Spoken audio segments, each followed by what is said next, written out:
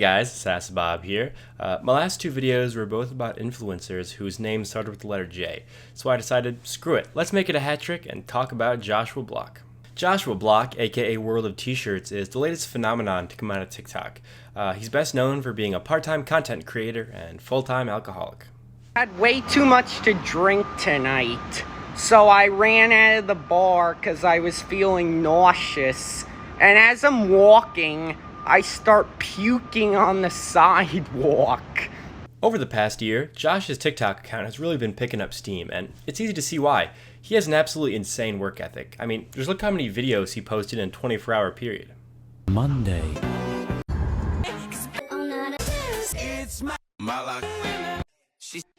Okay, sure, half the videos might just be him drinking, but who's to say that's not quality content?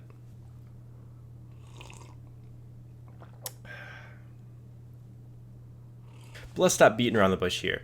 The real reason he's famous, besides his unparalleled gift for content creation, is the fact that he's an absolute alcoholic mess. And our boy Josh just so happens to live in New York City, so whenever he gets really drunk, there's always someone there with a camera to capture his escapades.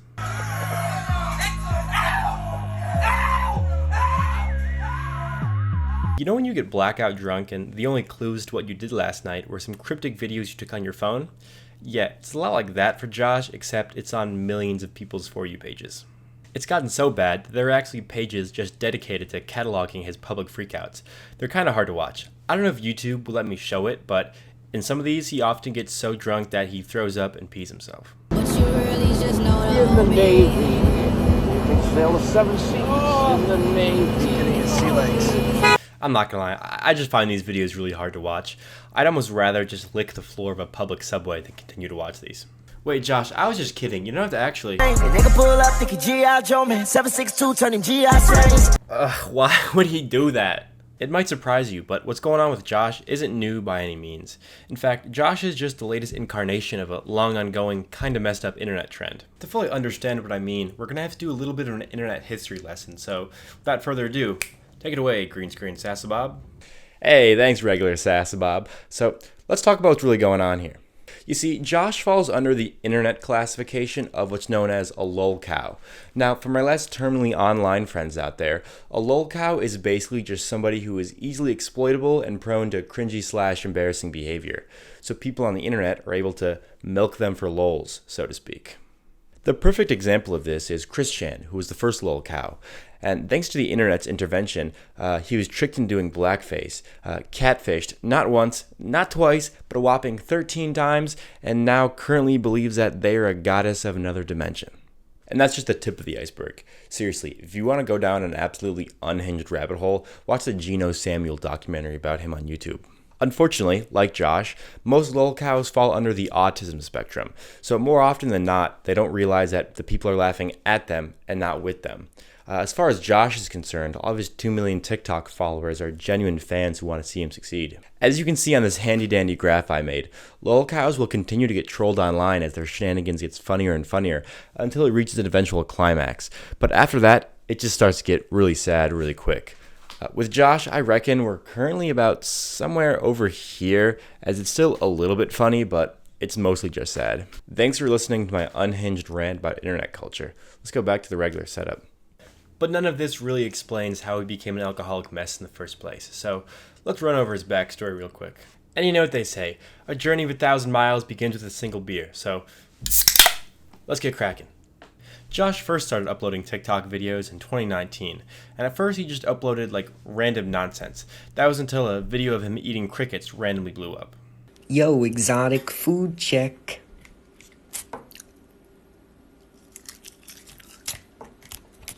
After that cricket video blew up, then he really started grinding that algorithm. His most popular videos are mostly just of him lip-syncing or dancing. Although the quality of this content is rather questionable, as all of his dancing videos look like he's having a seizure, and all of his lip-syncing videos look like they're straight out of a PS2 game, because he absolutely refuses to show any facial expression, and this lip-syncing is totally out of sync. Stop! You violated the law!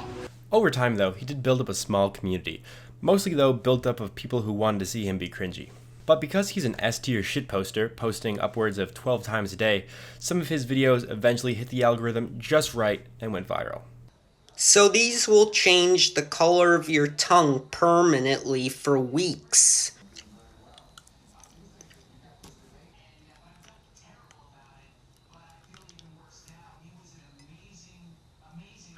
It's not coming off. Yeah, that video ended up getting 10 million views. Literally, don't ask me how. At this point in Josh's career, he's really starting to pick up some steam now. So he does what every wannabe influencer does and drops some music. Wake up in the morning, throw some clothes on, check my phone, run out the door. Where do I go? Of course, to get some coffee and some boba tea. Do I like it? Yes, I love it. Josh, I'm afraid I'm gonna have to stop you right there. I don't know what it is, but baby, you got it. This is a certified banger. They're gonna be playing this in the club for years to come. All I want for breakfast is some coffee and boba, coffee and boba, coffee and boba. You see, when you've been blessed with the voice of an angel, you really only have one choice, and that's to take it to the streets. So, take it to the streets Josh did. In New York! Concrete jungle where dreams are made of. There's nothing you can't do. At this point in time, Josh is now at the point where he's getting recognized in public a lot. But luckily, he's a true gentleman and treats his fans with nothing but kindness and respect. Nah, I'm just kidding. He charged them $50 to take a picture with him. Where does Venmo work? Cash. I don't have Venmo. I have Cash App. No, I don't want you to run off without paying. Oh, here it is. Alright, can we do There the it video? is. Yes. Alright, ready? 1, 2, 3. Yeah, New York. Do you guys remember that graph I talked about earlier? Well, I think this next event is the very peak of that graph before it started going downhill. I don't know how he got the money to do this, but he took out an ad in Times Square and once and for all proclaimed himself as the King of New York. New York! Concrete jungle where dreams are made of. I don't want to waste your guys' time, so we're just going to skip a bunch of stuff and pick up where it gets good again. Really all you're missing is he does a couple collabs, he continues to get trolled IRL, and he gets in a little bit of controversy for curb stomping a fish. Fast forward to Josh's 21st birthday when he tries alcohol for the first time, and spoiler alert, he loves it. I drank too much tonight. drinking. I think I'm gonna pass out.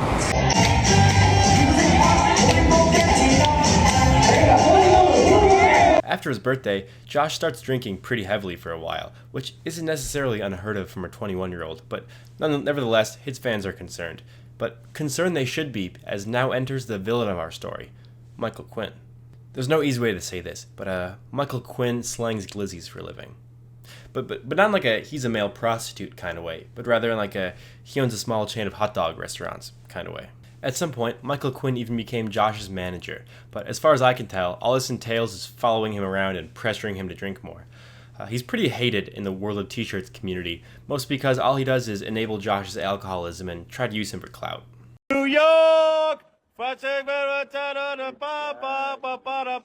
does it go? In New York! On a completely unrelated note, somewhere around this time, Josh played a round of golf with some of the guys from Barstool Sports, and it went just about as well as you could expect. You ready? Get it. Atta boy, boy. All right, get back in.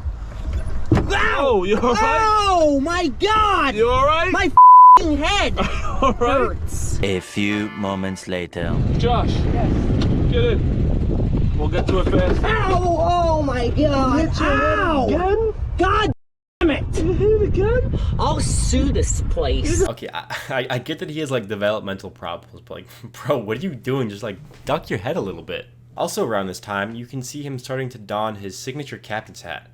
I'm not really sure why he wears it though. At first I thought it was because he's the captain of New York, but that doesn't really make sense because he's always said that he's the king of New York. But I don't know, maybe he really likes that hat. I can't talk too much shit though, because when I was in middle school, I went through a phase of wearing a beanie 24/7 because I thought it made me look cool. Looking back on those pictures, yikes. I was absolutely right. I looked fucking awesome.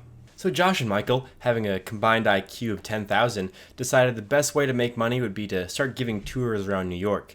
And just like everything Josh does, it went off flawlessly. So I went on the World of T-Shirts East Village and Brooklyn tour experience, and this is how it went. Started the tour off by him singing us a song. Then he took us to this bar called McSwirly's, where he bought us each one drink and filmed a TikTok with us. Then he brought us to the subway, and the rest of the group ended up leaving. So it was just me and him. Oh, cute little date night. So then we go to another bar in Brooklyn. Same thing. He gets us each one drink. We went back to the subway. He kind of got into an altercation. This is him dragging me away from the scene. Then as soon as we get off the subway, he starts pissing in somebody's front yard immediately. Almost gets in another altercation. We ended the tour in the liquor store, of course. Then I got to witness him making one of his famous downing a nip in the middle of the street style videos live and in person.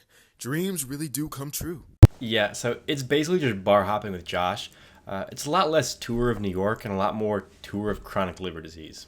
As I'm recording this video, I feel like an idiot because I just realized that the captain hat is because he's the captain of the tours. Boom, I'm locking that in as my final answer. If that's not it, and you know the real reason why he wears the captain's hat, please let me know in the comments below. Next up on our timeline, Michael Quinn, in an attempt to start viral internet beef, introduces Josh to another lol cow, Daniel Larson. Daniel, say hello. This is Joshua Block. Let's see you shake hands. Shake hands, guys. Nothing really comes of this though, besides a couple awkward videos, but he does say something kind of interesting during one of their live streams together that I want to talk about. Quit drinking, right? No. No? I'll moderate my drinking. What about quit altogether? What you think you should, maybe? What do you think, Dan? You think you should quit drinking? No, I don't think I should quit. I should cut down, though. You should cut down. Like many addicts, he's willing to admit that he has a problem, but he insists that the solution is moderation. But in reality, because of the nature of addiction, that's almost impossible. For example, I absolutely love Coke. A cola. I can seriously drink like 4 or 5 a day, so I try not to have it in the house. But every once in a while, under the delusion that I'll just do one a day, I'll end up buying a case. And before you know it, it's gone in 3 days. It's just really sad because I truly don't believe that he'll ever get sober without going to rehab and learning some serious self-control. But on that depressing note, that pretty much brings us up to the current day. So what's Josh up to nowadays? Well, no big surprise, but he's still an alcoholic. And in fact, there's now a separate account that just tracks how much he's drinking and shows how bad it's gotten. Let's get down, Warning. This is an absolutely absurd PR, and it all starts off at 10 a.m. with the tall claw. That's going to be 2 standard drinks, $5, and 200 calories. Josh is wasting absolutely no time today. At 12 p.m., he has a frozen daiquiri. Being as conservative as possible, this is going to be 2 standard drinks, $20, and 500 calories.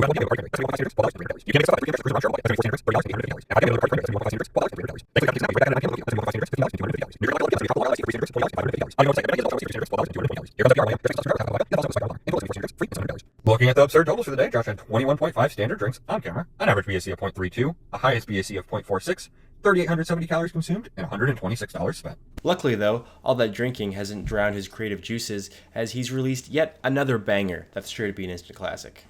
Pour me something tall and strong, make it a hurricane before I go insane. It's only 12:30, but I don't care. It's 1700 somewhere. I'm Sasabob, so you know I got that inside scoop, baby.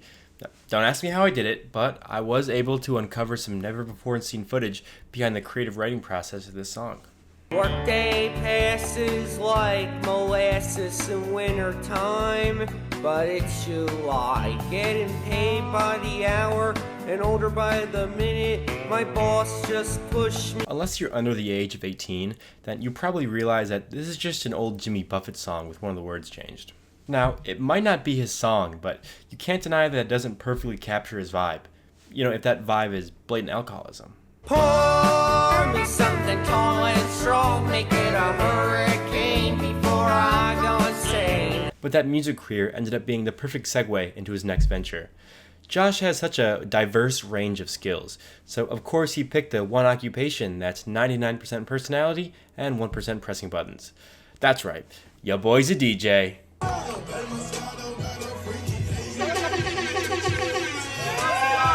So from what I can tell, Josh has been DJing one night a week at a bar called Bar 13, and the reviews online are very polarizing. It's either 1,000 out of 10, best night ever, or Josh smelled kinda weird. So let's get to the bottom of this and see what's really going on. We're headed to the World of T-Shirts DJ set, so you don't have to go. Let's go see how it is. Louis Vuitton because I'm banned from the Gucci store.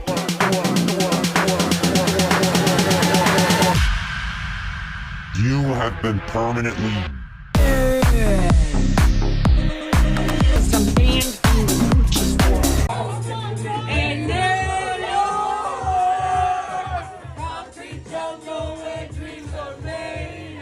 This is gonna be kind of a hot take, but hear me out. I'll-key kind of fuck with these vibes. I mean, yeah, sure, it's not a crazy rager where the whole dance floor is bumping, but if you have prior experience of Josh and know what he's about, then it looks like might be a silly, goofy time to go and have some fun. And for now, that's kind of it for Josh. If I had to make an educated guess, I'd say he'd probably continue DJing until he eventually gets bored of it and moves on to something else, while in the meantime continuing to drink very heavily as people record his public freakouts. Which is kind of a sad existence if you ask me, but despite his autism, Josh is a grown adult and can make his own decisions. That being said though, alcoholism is a very real disease and he definitely needs treatment. At the end of the day, the story of World of T-Shirts is a pretty sad one, but that doesn't mean we can't learn anything from it. Josh is an addict, not just to alcohol, but to internet clout. In his quest for views, he ended up losing his very own sense of self in the process. I bet Josh from a couple years ago wouldn't even recognize the man he's become today. It's good to have goals, and even better to reach them. Just make sure you don't lose yourself along the way. If you liked the video, don't forget to smash that like button like Josh smashing his set list, or if you really liked the video, then maybe consider hitting that subscribe button for even more internet shenanigans. Either way, I've been Sasabob. Thanks for watching.